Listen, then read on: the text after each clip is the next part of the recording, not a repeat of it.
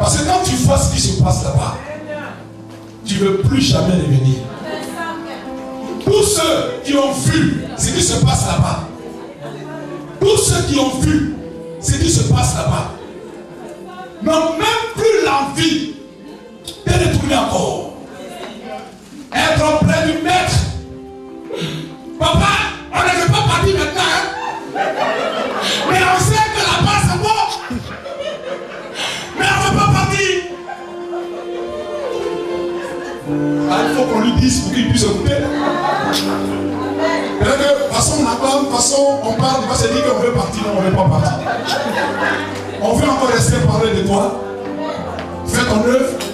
Mais seulement on sait que par le témoignage de ceux qui ont vu et par ta parole, que être auprès de toi, c'est merveilleux. Prépare-toi à la rencontre de ton Dieu. Que c'est-il un homme d'avoir tout le plaisir de ce monde, de vouloir attraper le monde et de perdre son âme. Le monde, le diable est le père du mensonge. Le diable fait croire aux êtres humains que seulement il faut se prosterner devant lui pour avoir une situation. Il faut se prosterner devant lui pour avoir une position. Non, le diable a dit au Seigneur Jésus, si tu te prosternes devant moi, regarde toutes ces richesses, la gloire, ça m'appartient, je te donnerai ces choses. Jésus lui a dit, arrière de moi Satan. Pourquoi? Parce que Satan n'offre pas seulement la richesse, Satan offre aussi l'enfer. Il donne la gloire, mais il donne aussi l'enfer. Oh Jésus, sa bénédiction ne se fait suivre d'aucun chagrin. Laisse-moi te dire que si tu mets ta vie en règle avec Jésus, si tu donnes ton cœur à Jésus, il te donnera ce que ton cœur désire. Fais de l'Éternel ta délice, il te donnera ce que ton cœur désire. Celui qui craint Jésus ne sera privé d'aucun bien.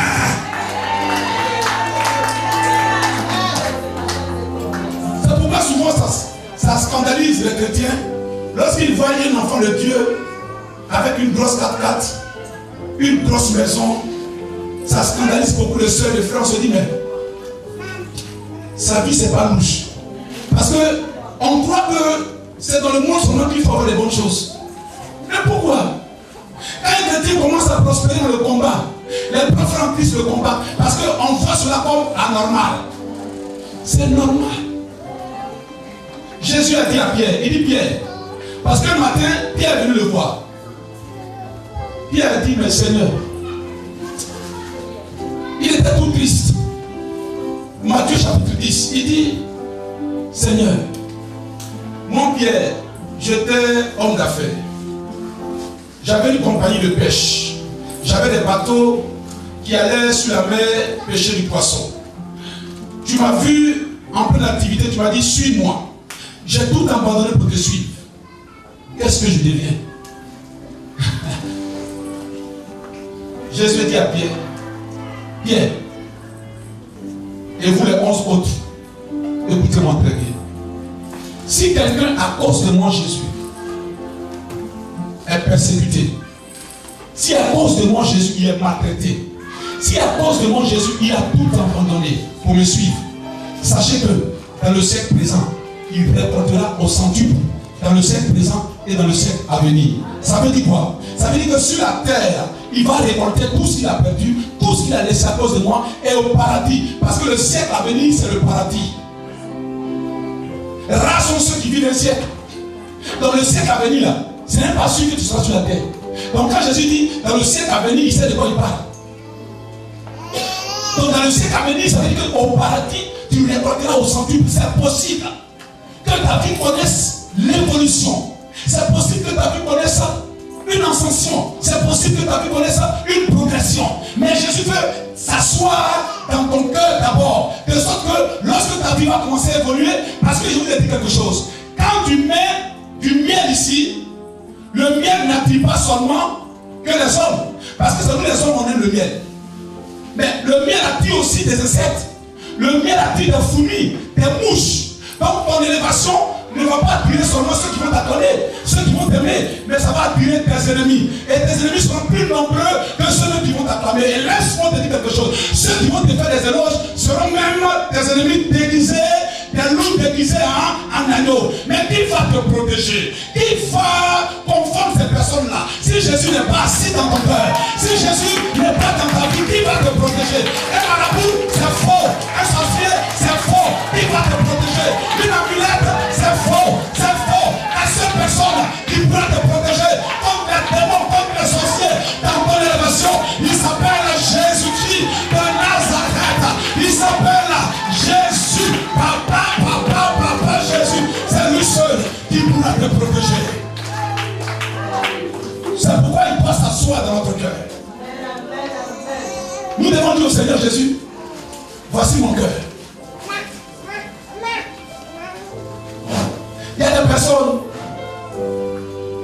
qui ont connu l'explosion, la forte élévation venant de Dieu.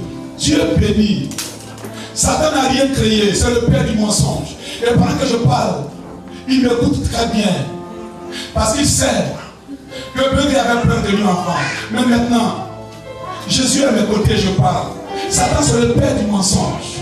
Satan n'a rien créé. Il n'a fait que prendre ce que Dieu a créé pour flatter l'être humain avec. Il nous présente les belles femmes, il nous présente les beaux garçons, il nous présente les boîtes de nuit, il nous présente l'alcool, la drogue, la cigarette. Et il nous fait penser que c'est ça la vie. C'est ça la vie. Avoir des femmes autour de toi, c'est ça la vie. Avoir des gens pour te flatter, c'est ça la vie. Avoir des personnes de mauvaise compagnie pour marcher avec toi, c'est ça la vie. Non, ce n'est pas la vie. Parce que le corps que tu as ne t'appartient pas. Ce corps-là, il y a quelqu'un qui a soufflé l'esprit de vie dans ce corps-là. S'il prend le souffle de vie là, l'esprit de vie, ton corps n'a plus d'importance. C'est pourquoi il dit poussière, tu retourneras la poussière. C'est Jésus qui donne l'importance à ton corps. Ton corps lui appartient. C'est pourquoi 1 Corinthiens chapitre 6 verset 19 dit, ton corps que tu as, ça ne t'appartient pas. Mais sais-tu pas que ton corps est le temple du Saint-Esprit? Le Saint-Esprit fait habiter dans ton corps. Le Saint-Esprit fait régner dans ton corps pour glorifier Jésus, pour élever Jésus dans ta famille, dans ta génération. Il veut que ton corps soit un modèle de sainteté, un modèle de pureté, un modèle de sanctification. Il veut que ton corps soit saint, afin que le Dieu puisse se glorifier au travers de ce corps-là. Oui, à qui tu dédies ton corps, à qui tu donnes ton corps, à qui tu présentes ton corps. Est-ce que Jésus, son esprit, est véritablement le maître de ton corps?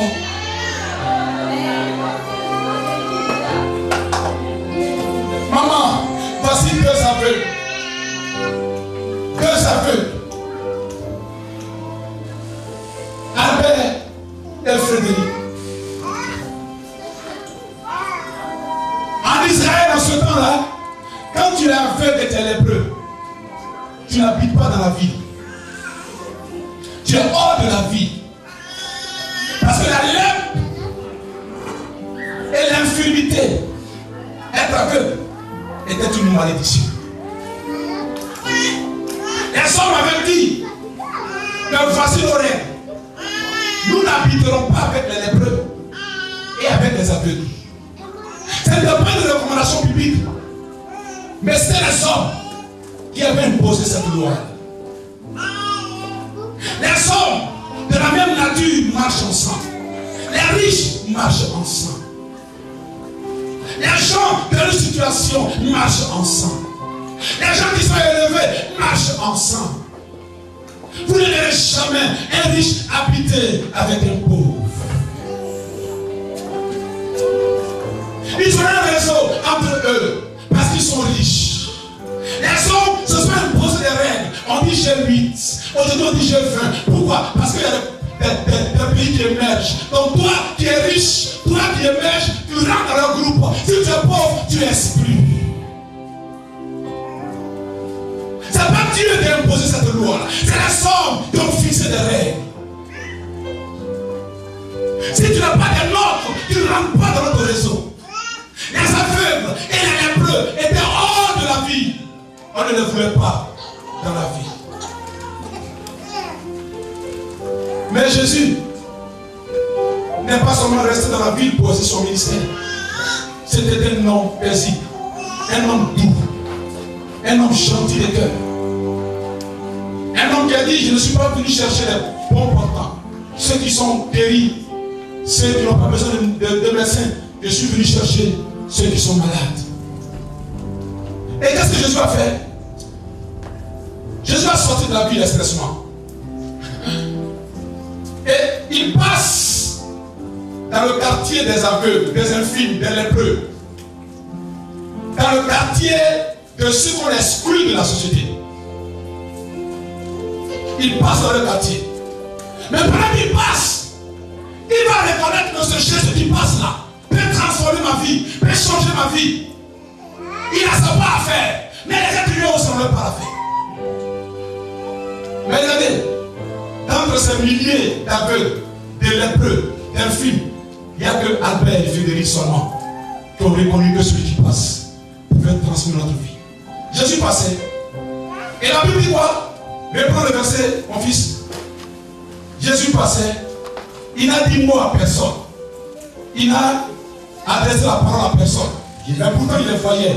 Il est omnipotent, omniprésent, omniscient. Mais il attendait une réaction. Jésus attend une réaction de toi. Il passe. Tu entends sa parole tous les jours. Tu entends dire qu'il est puissant. Mais il passe. Il attend la manifestation de ta foi. C'est-à-dire la confiance. Le degré de la confiance que tu places en lui. C'est ce degré-là qui va transformer l'histoire de ta vie. C'est l'histoire que les gens ont mis une croix rouge. Mais Jésus va gommer cette croix rouge-là. Alléluia. Alléluia. Jésus passait. Et puis la Bible dit quoi?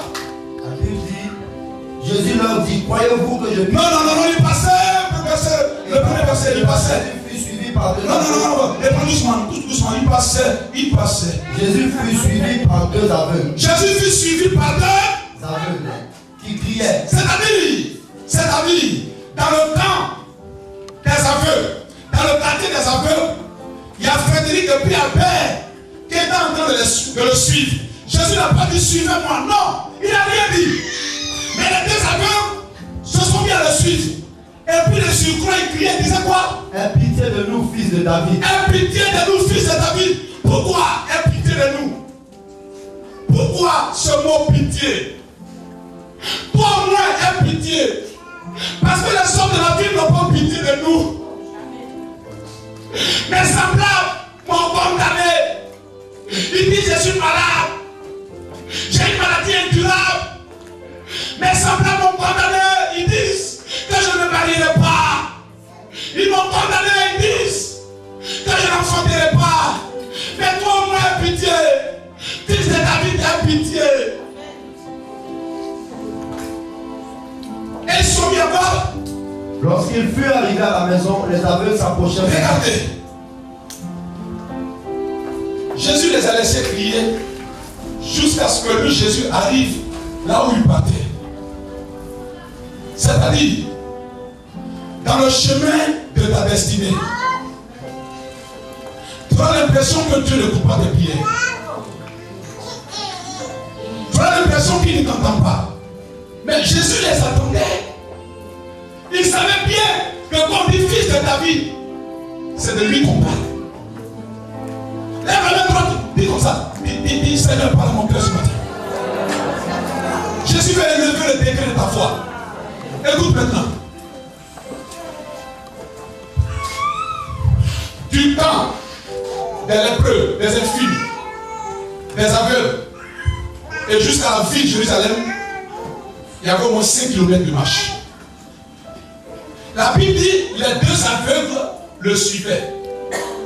Mais pourquoi en route, avant qu'il arrive chez lui à la maison, pourquoi il ne s'est pas retourné pour dire ce qu'il a dit quand il était chez lui?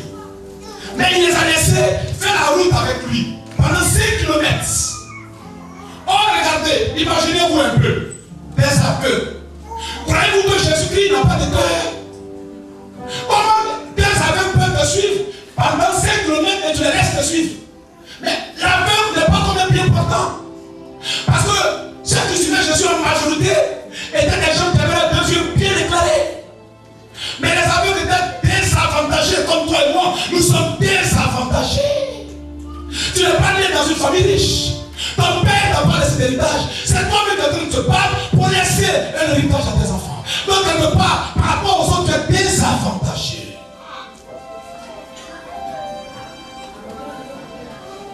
Deux catégories de personnes étaient sur la même route. Les aveugles et des bien portants. Tous suivaient Jésus. Mais les aveugles étaient désavantagés. Parce que sur la route là, il y avait des pierres. Donc les aveugles, ils ne voient pas. Et puis les suivants, on dit, ils sont maudits. Donc ceux qui étaient bien portants ne les ont pas aidés. Parce que les bien aveugles, si ton père, ta mère, ton frère ou quelqu'un te voit en train d'être bien aveugle, toi aussi tu vas te trouver parmi eux. Parce que en ce temps-là, toucher même un aveugle signifiait qu'il t'a communiqué son impureté. Donc imaginez les aveugles qui étaient en train de lutter sur la route jusqu'à 5 km. Ils touchaient ça, ils tombaient. Tu es tombé plusieurs fois dans l'échec. Mais comme les aveugles, relève-toi. Ils sont tombés parce que pour marcher en ce temps-là, il n'y avait pas d'école où on apprenait les aveugles à marcher. Aujourd'hui, ils ont un bâton. L'aveugle même prend le bus, il prend le RER. Mais en ce temps-là, ça n'existait pas tout ça. Il fallait qu'ils se battent, Frédéric Albert, pendant 5 km. Ils se battent jusqu'à arriver là où Jésus partait. Jésus les voyait. Mais qu'est-ce qu'il attendait de ces aveugles-là? Qu'est-ce qu'il voulait voir de ces aveugles? Il voulait voir leur sincérité. Il voulait voir, parce que l'élévation implique. L'élévation implique. Le chrétien est impatient. Le chrétien veut du tic au tac. C'est le diable qui donne le tic au tac. C'est les sorciers, les marabouts. Quand on partait consulter, on dit tu es un mouton, tu es un poulet. Et puis ton problème c'est les autres. Mais Jésus n'est pas comme ça. Non, tu n'as pas de poulet parce que lui-même le sacrifice qu'il a fait, c'est un sacrifice pour l'éternité. Mais ce qu'il attend de toi, c'est ta persévérance. Oui, la volonté de réussir. Tous ceux qui ont réussi dans leur vie, ce n'est pas forcément ceux-là qui ont tué des êtres humains ou qui sont salis les mains. Non, il y a des gens qui ont réussi par leur persévérance et leur volonté. Jésus veut que tu aies la volonté. Les gens du monde, la Bible déclare que les gens du monde ont plus de volonté que nous. Parce que lorsqu'il même il tombe, lorsque son entreprise est fermée, lorsqu'il perd le travail, il est persévérant. Elle dit j'aurai un travail. Il dit j'aurai un travail. Il dit non, je me relèverai. Lui, ils ont la persévérance dans la bouche. Ils ont une certaine foi qui les amène à répondre toujours. Mais l'enfant de Dieu, lorsqu'on échoue, on pleure. Jésus ne m'aime pas. Oh Jésus, tu m'as abandonné. Il ne t'a pas abandonné. Les aveugles sont tombés. Ils ne voyaient pas, ils sont tombés. Ils ont trébuché. Ils ne voyaient pas, ils ont marché. Pendant 5 km, Jésus savait que derrière lui, il y avait les aveugles. Des fils d'Abraham qui le suivaient. Mais il attendait quoi? Il attendait de voir la capacité de la persévérance. Quand tu aimes une femme, tu vas jusqu'au bout. Moi, quand j'ai commencé à aimer, je suis allé jusqu'au bout. Alléluia. Il peut y avoir des prétendants. Mais moi, j'avais un pantalon, j'avais une chemise. Mais j'ai cru que cette femme m'appartenait. Je l'ai cru et je l'ai eu. Alléluia.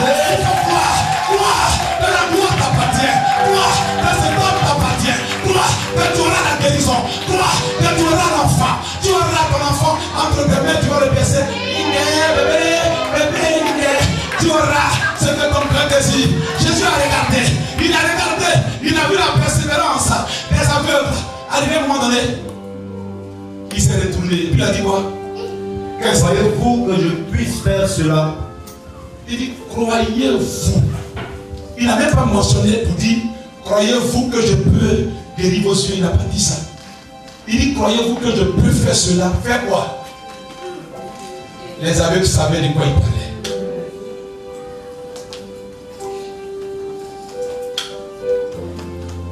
Quand Jésus va se révéler à toi, c'est toi seul qui sauras ce qu'il fera dans ta vie.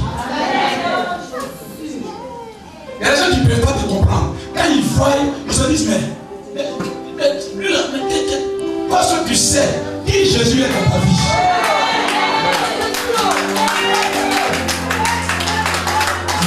Toi seul tu comprends. Je suis sûr et certain que les gens qui entouraient Jésus, les Pierre, les Barthélemy, se posaient la question, mais qu'est-ce que Jésus veut dire?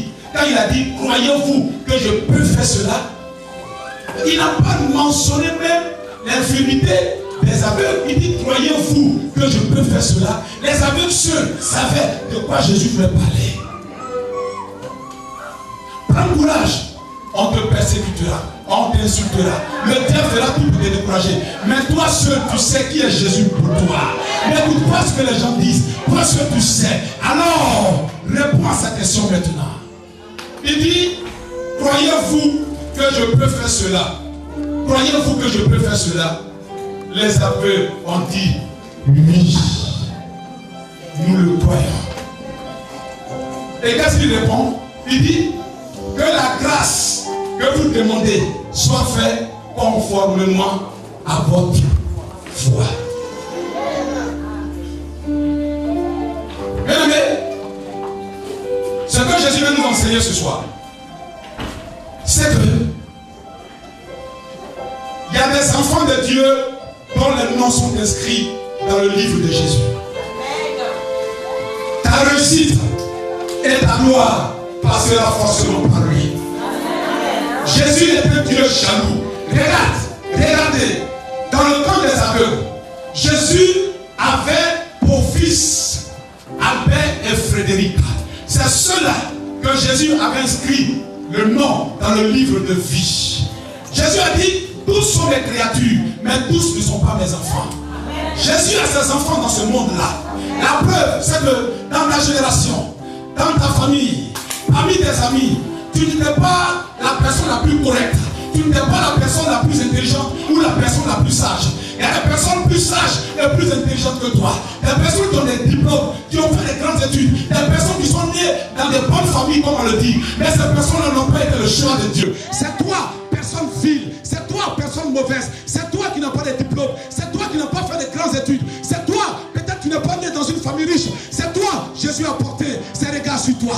Il t'a choisi. Il t'a élu. Tu es le choix de Dieu.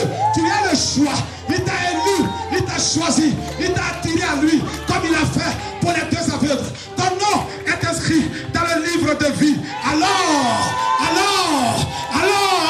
ne te sous-estime pas. Ne dis pas, je suis inférieur aux autres. Ne dis pas, je suis né dans une famille où il y a les sorciers. Je ne réussirai pas. Non, les aveugles ont dit, nous sommes aveugles, c'est vrai. Mais nous irons jusqu'au bout. Nous savons que Jésus, avec lui, l'infirmité se transforme en santé.